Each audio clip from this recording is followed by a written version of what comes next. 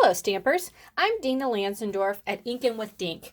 Thank you for joining me for Tip and Technique Tuesday. So today I wanted to show you a little tip that I find in my classes. I end up having to tell a lot of my customers because they don't know this already. So I thought I would share it with you today. And the tip that I am sharing today is how to stamp a sentiment on a dry embossed surface.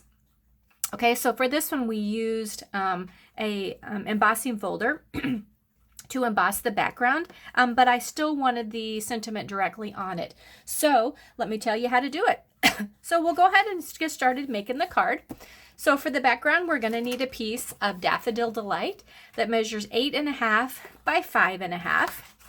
We are simply going to fold it in half. Be sure and use a bone folder so that your crease is nice and crisp. Okay. For our next layer, we're going to need a piece of basic black cardstock, and this is going to measure 5.25 by 4. Now, since we're not stamping on it or anything, we can go ahead and put our adhesive on here and adhere it down to our card front. Just like that.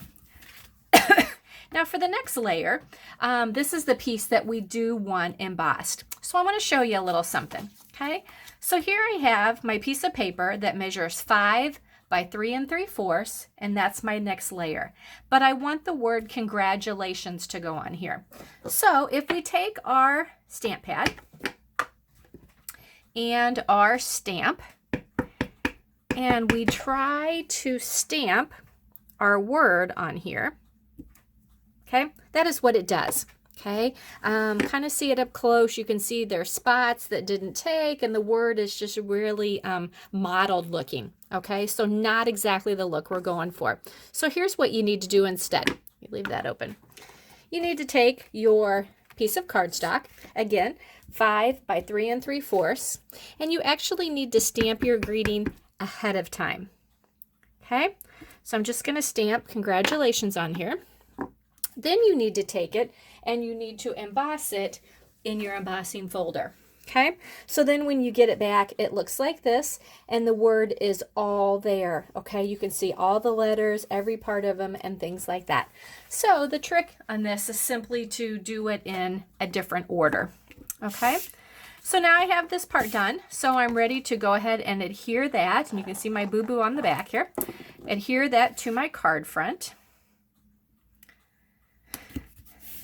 All right, now I have to show you how much more beautiful our daisy flowers are with the addition of the new medium daisy punch. So it is the same punch, only smaller, and it just gives your daisies a real pop, a real wow. Okay, so we're using the regular daisy punch, and we're just going to punch out 2 daisy flowers. So there's 1 and there's 2. Okay. Then we're going to use our new medium daisy punch, and we're just going to punch 1 medium daisy. Now we're ready to adhere our pieces together. So I'm just going to take a little bit of my Tombow glue, and I'm just going to put a little bit down, and I'm going to stagger my daisy on top so that it fills in all the holes from the daisy behind.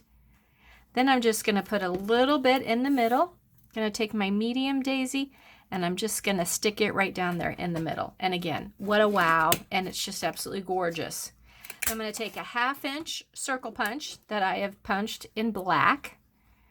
Put a little bit of adhesive on the middle of that.